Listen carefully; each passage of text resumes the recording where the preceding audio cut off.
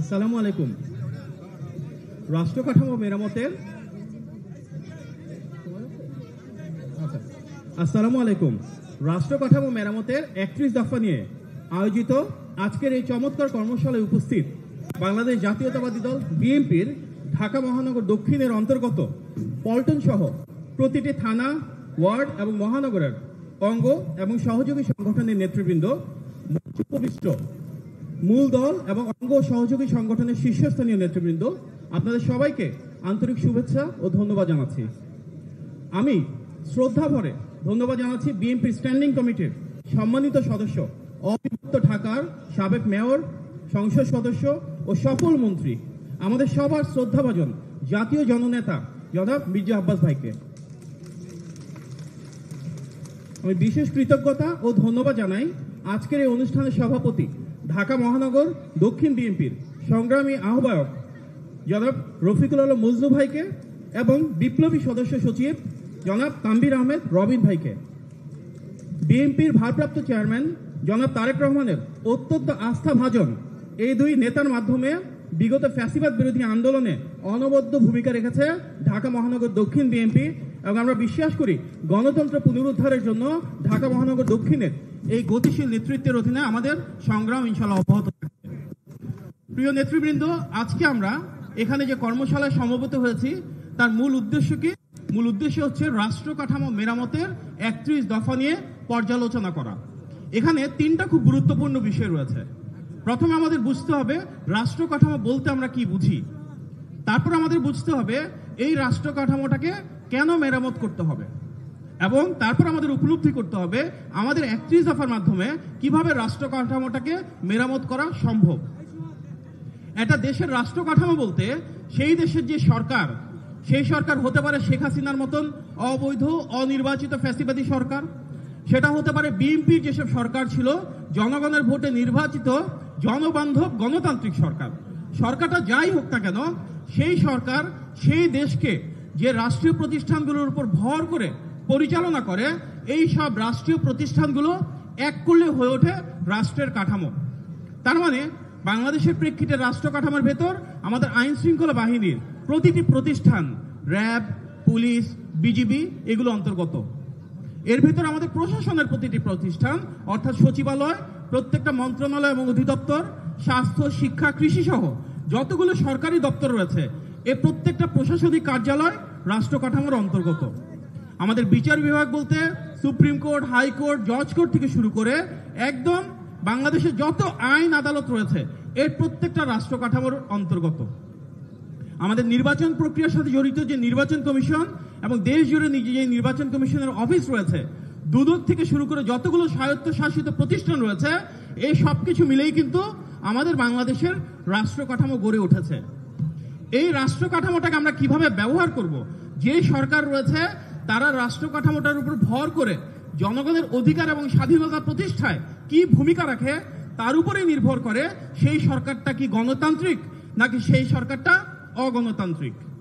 যখন একটা দেশে গণতান্ত্রিক সরকার থাকে, জনগণের ভোটে নির্বাচিত হয়ে আসে, তখন রাষ্ট্র কাঠামোর অর্থাৎ পুলিশের বা এসপি বা ওসির অফিসের, ডিসির অফিসের বা ইউএনওর অফিসের প্রত্যেকের দায়িত্ব হয় কি জনগণের অধিকার এবং স্বাধীনতা প্রতিষ্ঠা করা।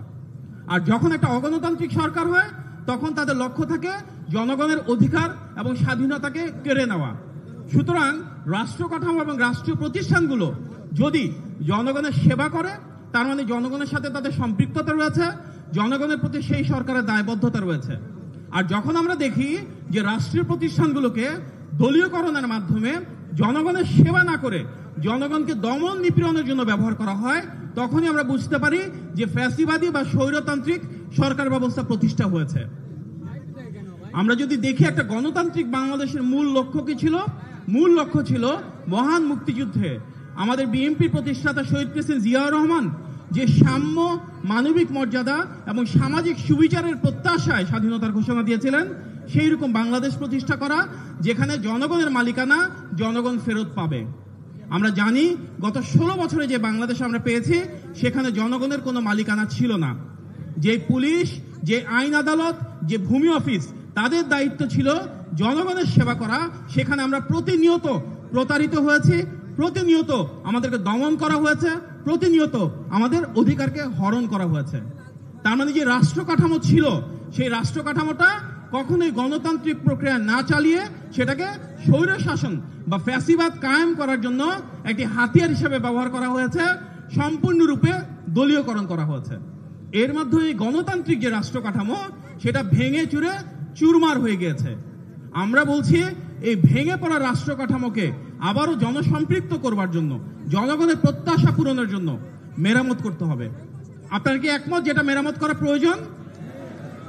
আলহামদুলিল্লাহ। এই যে রাষ্ট্র কাঠামো মেরামত, এটারই কিন্তু আরেকটা নাম সংস্কার। আমাদের এই রাষ্ট্র কাঠামো মেরামতের জন্য পুরো বাংলাদেশে ফ্যাসিবাদের ভিতর সবচেয়ে আগে ঘোষণা করেছিলেন কে? আমাদের চেয়ারপারসন দেশনেত্রী বেগম খালেদা জিয়া। আজ থেকে প্রায় 9 বছর আগে 2016 সালে উনি প্রথমবারের মতন ভিশন 2030 ঘোষণা করেছিলেন, যার একটা অন্যতম ভিত্তি ছিল শহীদ প্রেসিডেন্ট জিয়াউর রহমানের ঐতিহাসিক 19 দফা। সেই ভিশন 2030তেই কিন্তু ফ্যাসিবাদী হাসিনার সময়ে প্রথমবারের মতন এটা ডিটেল বা বিস্তারিত আলোকপাত করা হয় যে কিভাবে আমরা রাষ্ট্র কাঠামোটাকে মেরামত করব, কিভাবে আমরা প্রত্যেকটা প্রতিষ্ঠানকে সেবামূলকভাবে গড়ে তুলব, কিভাবে আমরা আবারও বাংলাদেশে উন্নয়ন এবং উৎপাদনের রাজনীতি পরিচালনা করব। তারপর 2022 সালে সেই ভিশন 2030 এবং ঐতিহাসিক 19 দফার আলোকে বর্তমান বাংলাদেশের প্রেক্ষাপটে প্রথমবারের মতন 27 দফা প্রণয়ন করেন আমাদের গণমানুষের নেতা, বিএনপির ভারপ্রাপ্ত চেয়ারম্যান জনাব তারেক রহমান। সেটাও কবে? 2022 সালে। তারপর 2023 সালের জুলাই মাসে গণতান্ত্রিক আন্দোলনে, ফ্যাসিবাদ বিরোধী আন্দোলনে, আমাদের যুগপৎ আন্দোলনে সামিল যে 62টা রাজনৈতিক দল রয়েছে, সবাই এক হয়ে একটা জাতীয় ঐক্যের প্রতিষ্ঠার মাধ্যমে আমাদের নেতা জনাব তারেক রহমান সবার প্রতিনিধিত্ব করে 31 দফা প্রণয়ন করেছেন। তার মানে কি আজকে 31 দফা নিয়ে যে আমরা সব জায়গায় আলোচনা করছি, বাংলাদেশের সব জায়গায় এটা নিয়ে গবেষণা হচ্ছে, সেই 31 দফা কিন্তু 5ই আগস্টের পরে বা শেখ হাসিনার পতনের পরে দেওয়া হয় নাই। এটা দেওয়া হয়েছে কবে? প্রাথমিকভাবে ভিশন 2030 আকারে 2016 সালে, তারপর 27 দফা আকারে 2022 সালে এবং 31 দফা আকারে 2023 সালে। বর্তমানে বাংলাদেশে সংস্কার নিয়ে যত ধরনের কথাবার্তা হচ্ছে, আমরা সুশীল সমাজের থেকে কথা শুনছি, ছাত্রদের একাংশ থেকে কথা শুনছি, অন্তর্বর্তী সরকারের কাছ থেকে এই ধরনের সংস্কার বিষয়ে কথা শুনছি। আমরা খুব গৌরবের সাথে উপলব্ধি করতে পারি, এটা সবাইকে বলতে পারি যে একটাও যৌক্তিক এবং বাস্তবসম্মত সংস্কার নাই যা আমাদের 31 দফায় নাই। তার মানে কি? তার মানে বর্তমান বাংলাদেশে কোন যৌক্তিক এবং বাস্তবসম্মত গ্রহণযোগ্য সংস্কার প্রস্তাবনা আমাদের এই 31 দফার ভেতর নাই, এমন ঘটনা ঘটে নাই। তার মানে বর্তমান বাংলাদেশে সংস্কারের ধারক এবং বাহককে আমাদের দল বিএনপি। এটাকে আমরা সবাই ক্লিয়ার? তার মানে বিএনপির হাত ধরেই বর্তমান বাংলাদেশে সংস্কার প্রস্তাবনা শুরু হয়েছিল। আমাদের আরো একটা গৌরবের বিষয় হলো, শুধুমাত্র ফ্যাসিবাদী শেখ হাসিনার সময় না, ঐতিহাসিকভাবে আমরা দেখি পুরো বাংলাদেশের ইতিহাসে সব সময় সংস্কারের ধারক এবং বাহক ছিল বিএনপি। স্বাধীন বাংলাদেশে সংস্কারের জনক আমাদের এই বিএনপির প্রতিষ্ঠাতা শহীদ প্রেসিডেন্ট জিয়াউর রহমান। উনি যখন বাকশালের পরে একটা বিক্ষত বাংলাদেশ পেয়েছিলেন, সেখানে উনি পুরো বাংলাদেশের রাষ্ট্র পরিচালনার যে সংস্কৃতি, রাষ্ট্র পরিচালনার যে ভেঙে পড়া কাঠামো, সেটাকে নতুনভাবে মেরামত করে বাংলাদেশের ইতিহাসে প্রথমবারের মতন সংস্কার কাজ পরিচালনা করেছিলেন। আমরা যদি দেখি, তিনি বাকশালে পরে যে বাংলাদেশ পেয়েছিলেন, সেখানে কোনো বহুদলীয় গণতন্ত্র ছিল না।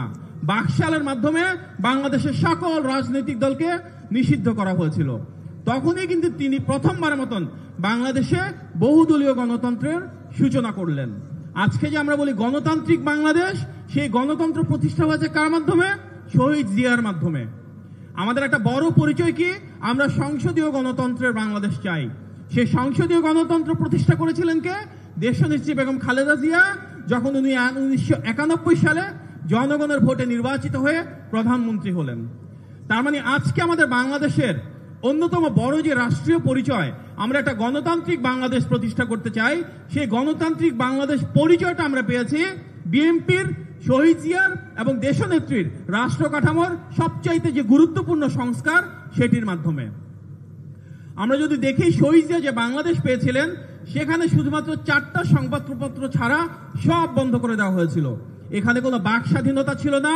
কোন সাংবাদিক, কোন বুদ্ধিজীবী কি বলবে, বিরোধী দলের কোন নেতা কি বলবে, সেটাকে বাকশালী আমলে শতভাগ নিয়ন্ত্রণ করা হতো।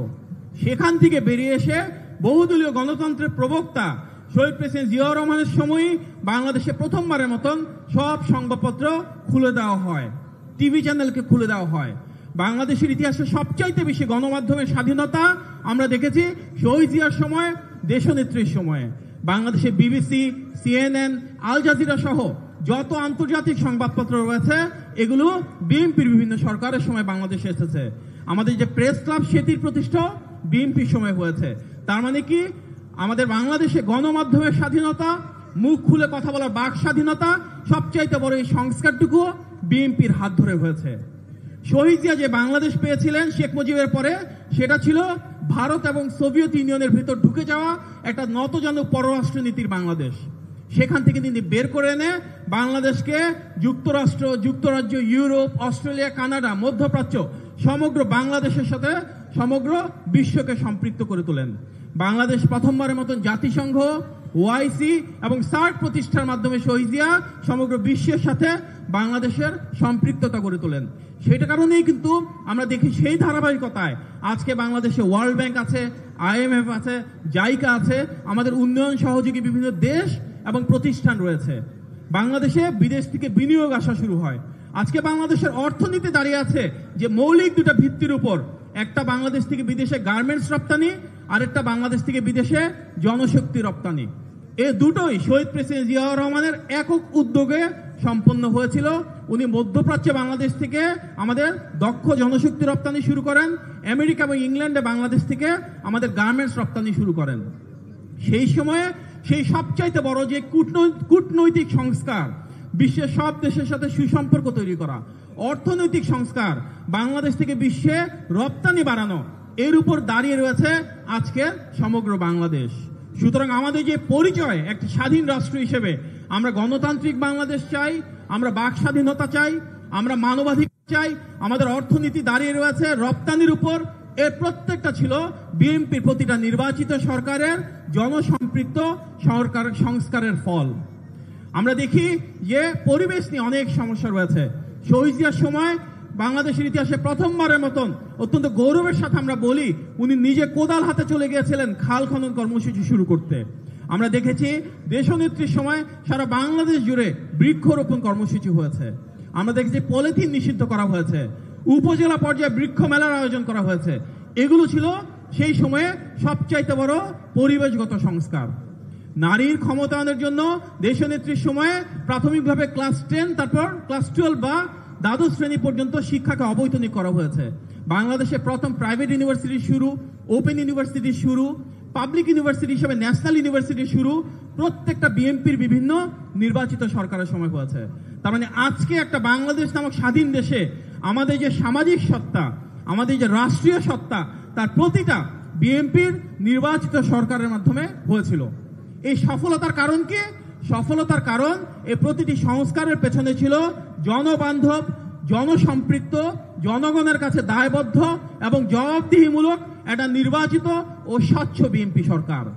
তার মানে আমরা যদি ঐতিহ্যকে ধারণ করি, সামনের দিকে আমাদের এটা উপলব্ধি করতে হবে যে বাংলাদেশের যে কোনো সংস্কারের জনক, ধারক এবং বাহক বিএনপি, এবং ভবিষ্যতেও যদি কোনো সংস্কারকে অর্থবহ করতে হয়, সত্যিই মানুষের ভাগ্যের পরিবর্তন করতে হয়, তাহলে আমাদের আবারও জনগণের সাথে সম্পৃক্ত একটা নির্বাচিত সরকারের প্রয়োজন। কোনো অনির্বাচিত সরকার কি বড় ধরনের সংস্কার করতে পারবে? পারবে না। যার কারণে আমরা বলছি, আমরা যদি আমাদের 31 দফায় দেখি, সবচাইতে আগে বলা হয়েছে সংবিধান সংস্কারের কথা। 1 নম্বর যে আমাদের ধারা, সেখানে আমরা বলছি যে জনগণের ভোটে নির্বাচিত একটা সরকার জনগণের ম্যান্ডেট নিয়ে, জনগণের আকাঙ্ক্ষার প্রতিফলনের মাধ্যমে সংবিধানে পরিবর্তন ঘটাবে। আমাদের যেটা 2 নম্বর ধারা, সেখানে আমরা বলছি কি, এটা সমন্বিত রাষ্ট্রায়ত্ত কাঠামো গড়ে তোলা। অর্থাৎ এখানেই কিন্তু শহীদ প্রেসিডেন্ট জিয়াউর রহমানের যে ঐতিহাসিক আদর্শ বাংলাদেশি জাতীয়তাবাদ, সেটাকে আমরা ধারণ করছি। আমরা বলছি কি, আমাদের ধর্ম, বর্ণ, ব্যক্তিগত অবস্থান, রাজনৈতিক কাঠামো যা কিছু হোক না কেন, সমগ্র বাংলাদেশে আমরা এই বাংলাদেশে জন্ম নেওয়া প্রতিটি মানুষ এক হয়ে কাঁধে কাঁধ মিলিয়ে বাংলাদেশকে সামনের দিকে এগিয়ে নিয়ে যাব এবং নিশ্চিত করব এই বাংলাদেশে জন্ম নেওয়া প্রতিটি মানুষের অধিকার একই সমান, প্রতিটি মানুষের স্বাধীনতা একই সমান। এটি যে কথার কথা না তা আমরা প্রমাণ করেছি কিভাবে। 5 তারিখ যখন শেখ হাসিনা পালিয়ে চলে গেল, শেখ হাসিনার পতন হলো, বাংলাদেশে কি কোনো থানা পুলিশ ছিল? ছিল না। সেই সময় 5 তারিখ থেকে 8 তারিখ পর্যন্ত আগস্ট মাসের বাংলাদেশে যখন কোনো থানা ছিল না, পুলিশ ছিল না, তখন এই বাংলাদেশে আমাদের নেতা বিএনপির ভারপ্রাপ্ত চেয়ারম্যান জনাব তারেক রহমানের সরাসরি নির্দেশনায় আমরা কাঁধে কাঁধ মিলিয়ে বাংলাদেশি স্থিতিশীলতা ধরে রেখেছিলাম। প্রত্যেকটা পাড়ায় পাড়ায়, মহল্লায় মহল্লায় আমরা এক হয়ে আমাদের প্রতিটি অঙ্গ এবং সহযোগী সংগঠনের নেতৃত্বরা এক হয়ে আমরা বাংলাদেশকে একটা স্থিতিশীল অবস্থায় ধরে রেখেছিলাম। আমরা দেখেছি পূজার সময়ে দেশি বিদেশি ষড়যন্ত্র হয়েছিল, আমাদের কানে যখন সেটা আসলো, আমাদের নেতা জনাব তারেক রহমানের সরাসরি নির্দেশনায় হিন্দু মুসলিম নির্বিশেষে ভাই ভাই হয়ে আমরা প্রতিটা পূজা মণ্ডপ, সকল ধর্মাবলম্বী মানুষের বসত বাড়ি এবং প্রতিষ্ঠানকে পাহারা দিয়েছি। আমরা পাড়ায় মহল্লায় সুরক্ষা দিয়েছি এবং নিশ্চিত করেছি এই বাংলাদেশে ধর্মের ভিত্তিতে কোনো বিভাজন থাকবে না। প্রত্যেকটা মানুষের বাংলাদেশি হিসেবে অধিকার, স্বাধীনতা এবং ধর্মীয় নিরাপত্তা নিশ্চিত হবে। তার মানে 31 দফাতে আমরা যে বাংলাদেশি জাতীয়তাবাদের আদর্শের কথা বলছি, যে সমন্বিত রাষ্ট্রসত্তার ঐক্যমত্যের কথা বলছি, আমরা যে জাতীয় ঐক্যমত্যের সরকারের কথা বলেছি, এর প্রতিটাই আমাদের 5ই আগস্টে শেখ হাসিনার পতনের পর প্রতিটি দলীয় কর্মকাণ্ডে প্রতীয়মান। আমাদের 31 দফাতে তৃতীয় যে দাবি, সেখানে আমরা বলেছি কি, বাংলাদেশ ইনশাল্লাহ আমরা আবারও একটি অবাধ, সুষ্ঠু এবং গ্রহণযোগ্য নির্বাচন আয়োজনের স্বার্থে নিরপেক্ষ তত্ত্বাবধায়ক সরকার ব্যবস্থা প্রতিষ্ঠা করব। আজকে বাংলাদেশে যে অন্তর্বর্তী সরকার রয়েছে সেটিও কিন্তু এক ধরনের তত্ত্বাবধায়ক সরকার। এই অন্তর্বর্তী সরকার প্রতিষ্ঠা হয়েছে কিসের উপর? বিএনপির গত 16 বছরের যে আন্দোলন, যে ত্যাগ, যে সংগ্রাম, তার উপর দাঁড়িয়ে আমরা দেখেছি গত 16 বছরে সবচাইতে বেশি ত্যাগ স্বীকার করেছে আমাদের এই দল বিএনপি। আমাদের 60 লক্ষ নেতাকর্মীর বিরুদ্ধে মিথ্যা মামলা হয়েছে। আমাদের 2000-এর বেশি নেতাকর্মী প্রথম 16 বছরে শহীদ হয়েছেন। এই গণ অভ্যুত্থানেও প্রায় 500-এর মতো নেতাকর্মী যারা বিএনপি পরিবারের সাথে জড়িত, তারা শহীদ হয়েছেন। আমাদের অনেক নেতাকর্মী রয়েছেন যাদের হাত নেই, পা নেই, পঙ্গুত্ব বরণ করেছেন। আমাদের এই সংগ্রাম, এই আত্মত্যাগের উপর দাঁড়িয়েই একটি সফল গণ অভ্যুত্থানের মাধ্যমে শেখ হাসিনার পতন হয়েছে এবং আজকে যে অন্তর্বর্তী সরকার, যেটি এক ধরনের তত্ত্বাবধায়ক সরকার, সেটি প্রতিষ্ঠিত হয়েছে। আমরা আমাদের 31 দফায় বলেছি, ভবিষ্যতে ইনশাআল্লাহ বিএনপি যখন রাষ্ট্র পরিচালনা আসবে, একটি দীর্ঘস্থায়ী সমাধানের মাধ্যমে তত্ত্বাবধায়ক সরকার ব্যবস্থা পুনঃপ্রবর্তন করা হবে এবং নিশ্চিত করা হবে যে একটি গণতান্ত্রিক সরকার থেকে পরবর্তী গণতান্ত্রিক সরকারের আগে যে ক্ষমতার হস্তান্তরের প্রক্রিয়া, সেটি শান্তিপূর্ণভাবে করা সম্ভব হবে। আমরা জানি যে শেখ হাসিনা শুধুমাত্র ক্ষমতায় থাকার জন্য, অনেকটা আমৃত্যু ক্ষমতায় থাকার খায়েশে নজিরবিহীন মানবাধিকার লঙ্ঘন করেছে। আমাদের অনেক মানুষ গুম খুনের শিকার হয়েছে। কেন? কারণ সে ক্ষমতায় থাকতে চেয়েছে যে কোনো মূল্যে। সেই বাস্তবতার বিপরীতে যদি আমরা দেখি, বর্তমান বাংলাদেশে যাকেই জিজ্ঞেস করা হোক না কেন, সবাই একটা কমন কথা বলে কি, যে কালকে যদি নির্বাচন হয় বিপুলভাবে বিজয়ী হয়ে আসবে বিএনপি। সমগ্র বাংলাদেশের জনগণের ভোটে নির্বাচিত প্রধানমন্ত্রী হবেন কে? তারেক রহমান, আমাদের সবার নেতা। তার মানে কি, যিনি আমরা সবাই জানি, সারা বাংলাদেশের মানুষ জানে যে জনগণের ভোটে নির্বাচিত হয়ে প্রধানমন্ত্রী হতে যাচ্ছেন, যার দল ক্ষমতায় অধিষ্ঠিত হতে যাচ্ছে, সেই তিনি নিজে বললেন কি, যে পরপর 2 বারের বেশি কারো প্রধানমন্ত্রী হওয়া উচিত না। এটাই রাজনৈতিক সংস্কৃতির একটা অনেক বড় পরিবর্তন। যেখানে হাসিনা যে কোনো মূল্যে ক্ষমতায় থাকতে চায়, সেখানে তার বিপরীতে যিনি নিশ্চিত প্রধানমন্ত্রী হতে যাচ্ছেন, তিনিই বলছেন পরপর 2 বারের বেশি বাংলাদেশে কারো প্রধানমন্ত্রী হওয়া উচিত না। এখানে যে কোনো ভাবে ক্ষমতা আঁকড়ে রাখা ফ্যাসিবাদ বা স্বৈর শাসন আর জনগণের ক্ষমতায়নের দল বিএনপির সবচাইতে বড় রাজনৈতিক পার্থক্য।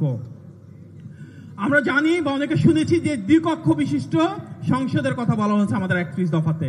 তার মানে কি, আমাদের এই সমাজে রাষ্ট্র ব্যবস্থায় এমন অনেক গুণী মানুষ আছেন যারা হয়তো ভোটের রাজনীতিতে সরাসরি এসে সরকারে বসতে পারবেন না, এমপি হয়ে আসতে পারবেন না, এই ধরনের মানুষকে যদি আমরা খুঁজে বের করি, যাদের গণতান্ত্রিক মূল্যবোধ রয়েছে, যাদের দেশপ্রেম রয়েছে, জনগণের ভেতর যাদের গ্রহণযোগ্যতা রয়েছে, যাদের সেই পেশাগত দক্ষতা রয়েছে, যাদের সেই রাষ্ট্র পরিচালনার যোগ্যতা রয়েছে, আমরা অনেক গুণী এবং সফল ডাক্তার, ইঞ্জিনিয়ার, প্রফেসর বা শিক্ষক এ ধরনের মানুষকে খুঁজে বের করতে পারি, যাদেরকে একটা দ্বিকক্ষ বিশিষ্ট সংসদে মনোনয়নের মাধ্যমে, ওনারা যেহেতু নির্বাচিত হয়ে আসতে পারবেন না, আমরা ওনাদেরকে একটা ভিন্ন সংসদ ব্যবস্থার দ্বিকক্ষে পদচারণের মাধ্যমে এই বাংলাদেশ পরিচালনায় ওনাদেরকে সম্পৃক্ত করতে পারি।